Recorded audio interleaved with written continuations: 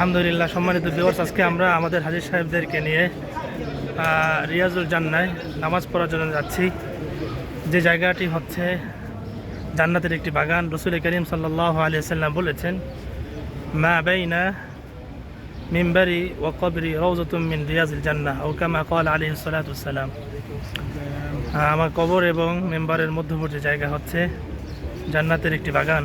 আল্লাহ তাআলা আমাদেরকে সেই জায়গায় যাওয়ার তৌফিক দান করেছেন, আলহামদুলিল্লাহ। হাজার ট্রাভেল ট্যুরসের হাজী সাহেবান, আল্লাহুম্মা সাল্লি আলা মুহাম্মদ।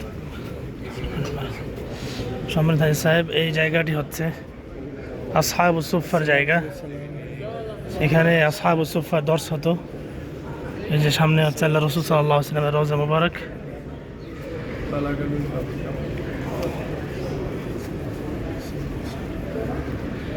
এই হচ্ছে রিয়াজুল জান্নাহ, আলহামদুলিল্লাহ। আল্লাহ তাআলা শুকরিয়া, এখানে আসার জন্য অনেক চেষ্টা মুজাহাদা করার পরও অনেকের সৌভাগ্য হয় না। আল্লাহ তাআলা তৌফিক দান করেছেন, পেয়ে গেছি খুব সহজেই।